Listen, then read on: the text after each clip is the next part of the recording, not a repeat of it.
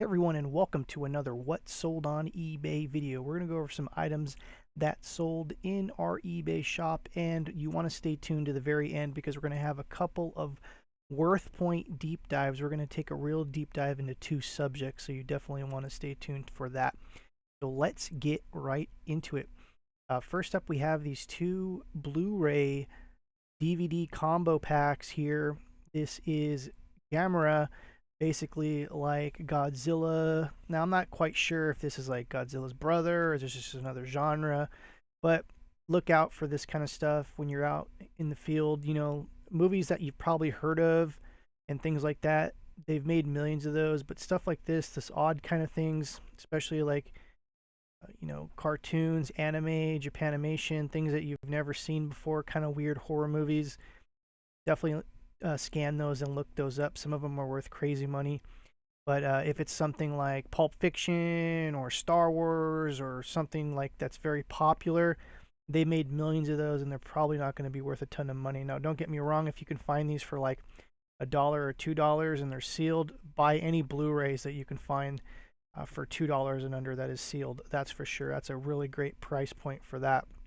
But like I said, the weirder the movie, the better. If it seems kind of off, it's a documentary, just something very random, definitely go and scan it. There's lots of Blu-rays that were, out of print.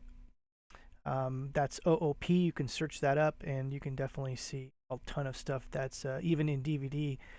There's a lot of things that are out of print that are worth a crazy amount of money. But for the most part, DVDs and Blu-rays are not going to be worth a ton.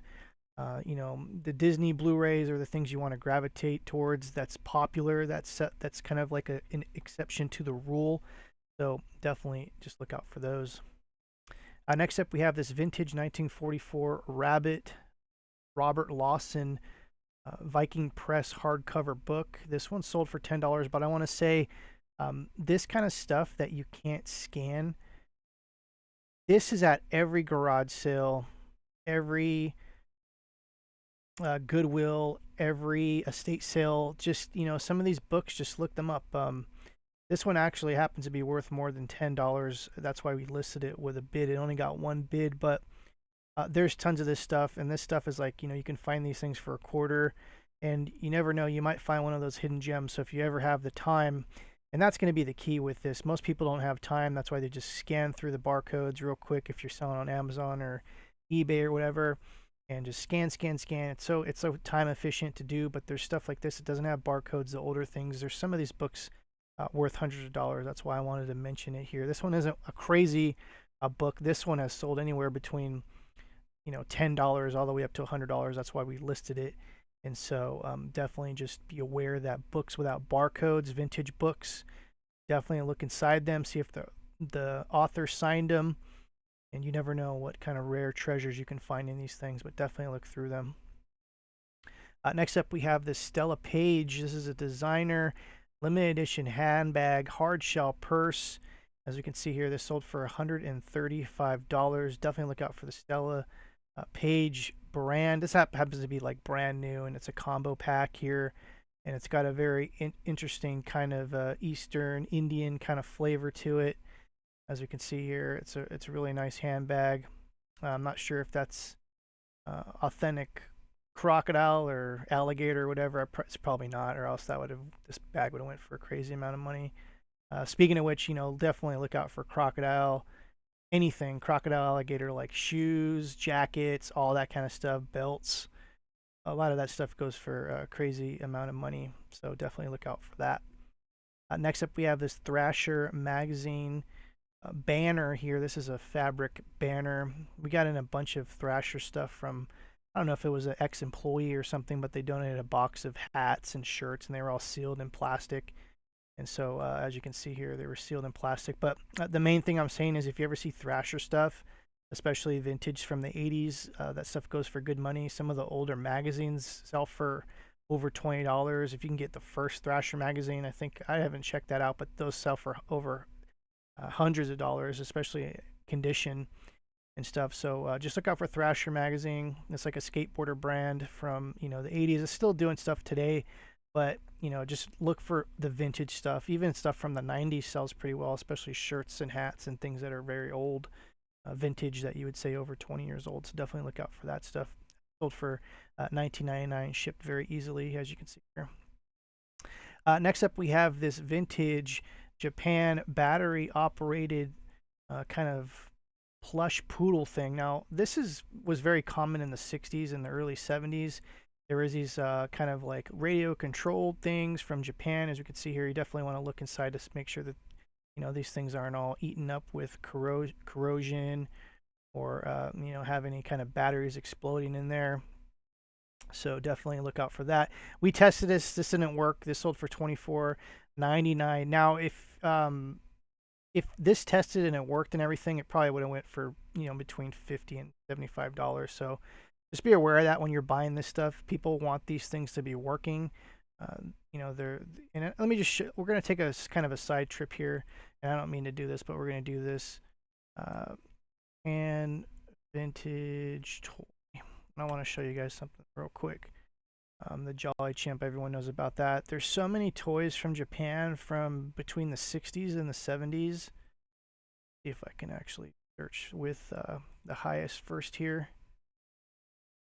There's some of these things that go for crazy money. I mean, look at this: $3,700, $3,500, $3,200. These robots, these cars, these like huge cars. The robot stuff does very well. I mean, look at that. Even the Tamiya kit, that's crazy. You look at this Tamiya like model kit went for crazy money. But I'm talking about these like tin toys, as you can see here, like these kind of tin toys. This sold for $1,500. This is the one I'm talking about. The reason why this one went for good money is it's like pretty much brand new with the box. Condition is everything on these things, but if you do see made in Japan, and let me see if there's a close-up of the box real quick. I want to show you guys that. They don't have a close-up of the box. It says actually made in Japan right in that corner. So like everyone knows made in China, cheap, stuff, but made in Japan, that was its own separate era, between the 50s and the 70s. And some of these tin wind-up electronic basemen, robots, cars, this stuff goes for crazy money if you can find the right ones. And I found this kind of stuff, nothing this high-end, but I found a couple of these kind of things at Goodwills before. And so definitely look out for that. Next up, we have these Barbie doll lots. Now you're saying, oh, what the hell, Barbie dolls? Like, of course, you're going to find this stuff all the time at Goodwills and garage sales and estate sales. This lot sold for $26.80. This stuff sells for pretty good money. I mean, not always, but, if you're ever at a garage sale and you see a bunch of Barbies and they look like they were well taken care of, they're not completely beat up. And those that have been in this business for a long time, you know what I'm talking about when you go to a garage sale and you see a bunch of Barbies that are just like, I don't know if they just were like rolled around in the dirt, they're missing all their clothes, their hair's all cut. That's the stuff you want to stay away from. If you ever find a collection of Barbie dolls that are in really good condition and they're a good price, definitely pick them up because you can lot them up and sell them for crazy money. And we're going to take a deep dive courtesy of Worth Point here. As you can see here, there's some 50s or actually some 70s and 80s we want to focus on because that's what you're going to find. Finding 50s and 60s and 70s Barbie dolls are really, really hard to find, though that stuff's out there too. But you're going to commonly come across this 90s, 80s stuff, as we can see here. And sometimes you can get these collections for pennies on the dollar at garage sales as people are just cleaning out their closets and things like that. And so, like a bunch of loose, like even like a bunch of loose dolls sell for hundreds of dollars. And like I said, if you can get this like, buy a whole tub of them for $20 or $30 or $40, you can make really good money, especially if they're in good condition. And people buy these collections like this stuff all the time, and it's really good bread and butter money for sure. And like I said, just conditions everything. So if you're seeing a bunch of Barbie dolls that are like they're beat, just don't buy them. But if there's something that looks in good condition.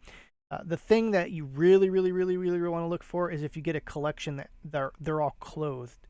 Like they all have their clothes on and they relatively look nice and they're not beat up. Those are the things, the collections you really want to pick up. But when you see a bunch of naked Barbie dolls all dirty and stuff like that, and we've all seen that, don't even pick those up. They're not even worth it. You're not going to make any money on that.